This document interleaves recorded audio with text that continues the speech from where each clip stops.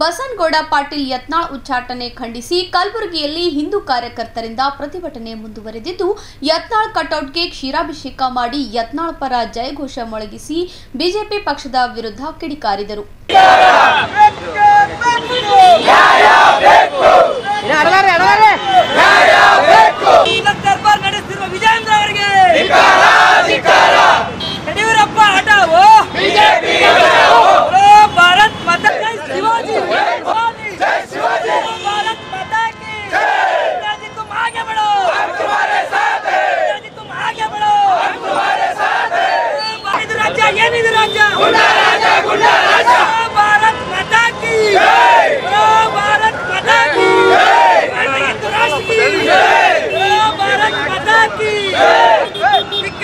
ಹಿಂದೂ ಜಾಗೃತಿ ಸೇನೆ ಸೇರಿದಂತೆ ವಿವಿಧ ಹಿಂದೂ ಪರ ಸಂಘಟನೆಗಳ ನೇತೃತ್ವದಲ್ಲಿ ನಗರದ ಸರ್ದಾರ್ ವಲ್ಲಭಭಾಯಿ ಪಟೇಲ್ ಸರ್ಕಲ್ನಲ್ಲಿ ಪ್ರತಿಭಟನೆ ನಡೆಸಿದ ಕಾರ್ಯಕರ್ತರು ಬಸನಗೌಡ ಪಾಟೀಲ್ ಯತ್ನಾಳರನ್ನು ಉಚ್ಚಾಟನೆಯ ಮೂಲಕ ಬಿಜೆಪಿ ಹಿಂದುತ್ವ ವಿರೋಧಿ ಪಕ್ಷ ಎನ್ನುವುದು ಸಾಬೀತುಪಡಿಸಿದೆ ಎಂದು ಕಿಡಿಕಾರಿದರು.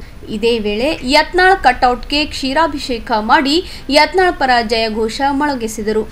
ಪ್ರತಿಭಟನೆಯಲ್ಲಿ ಹಿಂದೂ ಜಾಗೃತಿ ಸೇನೆ ಜಿಲ್ಲಾಧ್ಯಕ್ಷರಾದ ಲಕ್ಷ್ಮೀಕಾಂತ್ ಸ್ವಾದಿ, ರಾಮ್ ಸೇನೆ ಜಿಲ್ಲಾಧ್ಯಕ್ಷ ಮಹೇಶ್ ಕೆಂಬಾವಿ, ಗುಂಡು ಪಾಟೀಲ್, ರಮೇಶ್ ದೇಸಾಯಿ, ದಶರಥ್ ಇಂಗೋಳೆ, ಸುನೀಲ್ ಶಿರ್ಕೆ, ಸಂಗಮೇಶ್ ಕಾಳ್ನೂರ್ ಸೇರಿದಂತೆ ಅನೇಕರು ಉಪಸ್ಥಿತರಿದ್ದರು. ಕರ್ನಾಟಕದ ಹೆಮ್ಮೆಯ ನಾಯಕ ಹಾಗೂ ಹಿಂದೂ ಫೈರ್ಮನ್ ಅಂತ ಪ್ರಖ್ಯಾತಿ ಪಡೆದ ಸಾವಿರಾರು ಹಿಂದೂ ಯುವಕರ ಕಣ್ಮಣಿಯಾದಂಥ ಏನು ಬಸನಗೌಡ ಪಾಟೀಲ್ ಯತ್ನಾಳ್ ಅವರನ್ನು ಇವತ್ತಿನ ದಿವಸ ಏನು ಇಲ್ಲಿರುವ ರಾಜ್ಯದ ಕೆಲವು ನಾಯಕರ ಮಾತು ಕೇಳಿ ಇವತ್ತಿನ ದಿವಸ ರಾಷ್ಟ್ರೀಯ ಅಧ್ಯಕ್ಷರು ಒಂದು ತಪ್ಪು ನಿರ್ಧಾರ ಮಾಡ್ಯಾರ.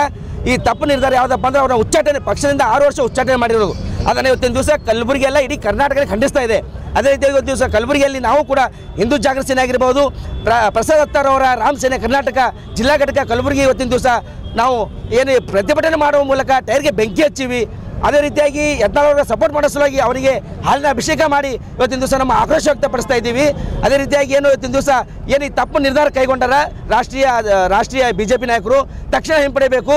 ಅದಕ್ಕಾಗಿ ಇವತ್ತಿನ ದಿವಸ ನಾವು ಮಾಧ್ಯಮದ ಮೂಲಕ ಏಪ್ರಿಲ್ 10 ಒಳಗೆ ಗಡುವು ಕೊಡ್ತಾ ಇದ್ದೀವಿ. ಅವರ ಏಪ್ರಿಲ್ 10 ಒಳಗೆ ಅವರನ್ನು ಮತ್ತೆ ಬಿಜೆಪಿ ಸೇರ್ಪಡೆಗೆ ಮಾಡಿಕೊಳ್ಳದೆ ಹೋದಲ್ಲಿ ಇನ್ನೂ ಏನು ಕಲಬುರಗಿಯಲ್ಲಿ ಎಲ್ಲ ಮಠಾಧೀಶರ ನೇತೃತ್ವದಲ್ಲಿ ಇನ್ನೂ ಅನೇಕ ಹಳ್ಳಿಗಳಿಂದ ಏನು ಹಿಂದೂ ಯುವಕರ ಯಾವ ಬಿಜೆಪಿ ಕಾರ್ಯಕರ್ತರಲ್ಲ, ಹಿಂದೂ ಯುವಕರ ನೇತೃತ್ವದಲ್ಲಿ ಬೃಹತ್ ಪ್ರತಿಭಟನೆ ಮಾಡ್ತೀವಿ.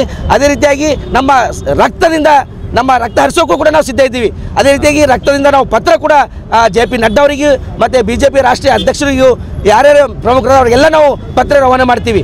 ಒಂದು ವೇಳೆ ಇದನ್ನು ಪರಿಗಣಿಸುವುದಲ್ಲಿ ನಾವು ಏನು ಜಿಲ್ಲಾ ಬಿಜೆಪಿ ಕಚೇರಿ ಎದುರುಗಡೆ ಉಪವಾಸ ಧರಣಿ ಸತ್ಯಾಗ್ರಹ ಕುಂದಿರ್ತೀವಿ.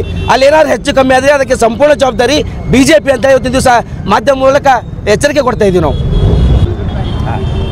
ನಾವು ಇವತ್ತು ಏನಕ್ಕಾಗಿ ಸ್ಟ್ರೈಕ್ ಮಾಡ್ತಾ ಇದ್ದೇವೆ ಅಂದರೆ, ಭಾರತೀಯ ಜನತಾ ಪಕ್ಷದಲ್ಲಿ ನಿಷ್ಠಾವಂತ ಕಾರ್ಯಕರ್ತ, ನಿಷ್ಠಾವಂತ ನಾಯಕ ಬಸನಗೌಡ ಪಾಟೀಲ್ ಯತ್ನಾಳ್ ಅವರು ಪ್ರಖರವಾಗಿ ಹಿಂದುತ್ವದ ಗಟ್ಟಿ ಧ್ವನಿಯಾಗಿ ನಿಂತಿದ್ದ ಕಾರಣಕ್ಕಾಗಿ, ಅದೇ ರೀತಿ ನಮ್ಮ ಅನಂತಕುಮಾರ್ ಹೆಗಡೆ ಅವರಾಗಿರ್ಬೋದು, ಈಶ್ವರಪ್ಪಾಜಿ ಆಗಿರ್ಬೋದು, ಇಂಥವ್ರನ್ನ ಹಿಂದೂ ಪರವಾಗಿರ್ತಕ್ಕಂಥ ನಾಯಕರನ್ನು ಕಡೆಗಣಿಸ್ತಾ ಇರುವ ಬಿಜೆಪಿ ಸರ್ಕಾರದ ವಿರುದ್ಧ ಈ ಸ್ಟ್ರೈಕನ್ನು ನಾವು ಹಮ್ಮಿಕೊಂಡಿದ್ದೀವಿ.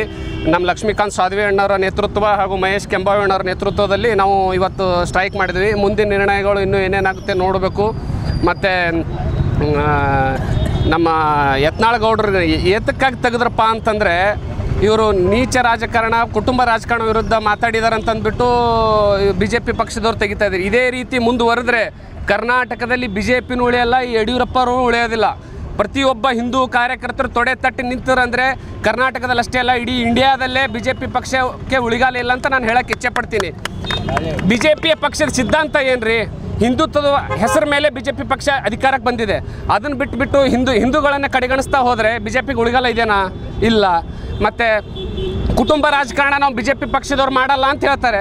ಮತ್ತು ಇವಾಗ ನಡೀತಾ ಇರೋದೇನು? ಅದ್ರ ಬಗ್ಗೆ ಧ್ವನಿ ಎತ್ತಬಾರ್ದ ಕಾರ್ಯಕರ್ತರು? ಮತ್ತು ಇಂಥ ನಾಯಕರನ್ನ ಇವ್ರು ಬೆಂಬಲಿಸ್ತಾ ಹೋದರೆ ರಾಷ್ಟ್ರೀಯ ನಾಯಕರು, ನಿಷ್ಠಾವಂತ ಕಾರ್ಯಕರ್ತರಿಗೆ ಅವಕಾಶ ಯಾವಾಗ ಸಿಗಬೇಕು? ಈ ಕಾರಣಕ್ಕಾಗಿ ಯತ್ನಾಳ್ ಗೌಡರಿಗೆ ಉಚ್ಚಾಟನೆ ಮಾಡಿದ್ದಾರೆ. ಏನು ಕೆಲವೇ ದಿನಗಳಲ್ಲಿ ನಮ್ಮದು ನಾಯಕರೆಲ್ಲ ಹೇಳಿದ್ದಾರೆ, 10ನೇ ತಾರೀಕು ಒಳಗಡೆ ಮರುಪರಿಶೀಲನೆ ಮಾಡಿ ಪಕ್ಷಕ್ಕೆ ಸೇರ್ಪಡೆ ಮಾಡ್ಕೊಳ್ಳೋದೇ ಇದ್ದರೆ ಉಗ್ರವಾದ ಹೋರಾಟ, ರಕ್ತ ಚಳುವಳಿ, ಇನ್ನೂ ಏನೇನೋ ಮುಕ್ತಿಗೆ ಹಾಕೋದು ಭಾರತೀಯ ಜನತಾ ಪಕ್ಷಕ್ಕೆ. ನಾನು ಕೂಡ ನಿಷ್ಠಾವಂತ ಭಾರತೀಯ ಜನತಾ ಪಕ್ಷದ ಕಾರ್ಯಕರ್ತನಿದ್ದು ಬಸನಗೌಡ ಪಾಟೀಲ್ ಯತ್ನಾಳ್ ಅವರಿಗೆ ಬೆಂಬಲಿಸ್ತಾ ಇದ್ದೇನೆ ಅಂತ ಹೇಳ್ತಾ ಇದ್ದೀನಿ ಅಷ್ಟೇ. ಧಿಕ್ಕಾರ ಧಿಕ್ಕಾರ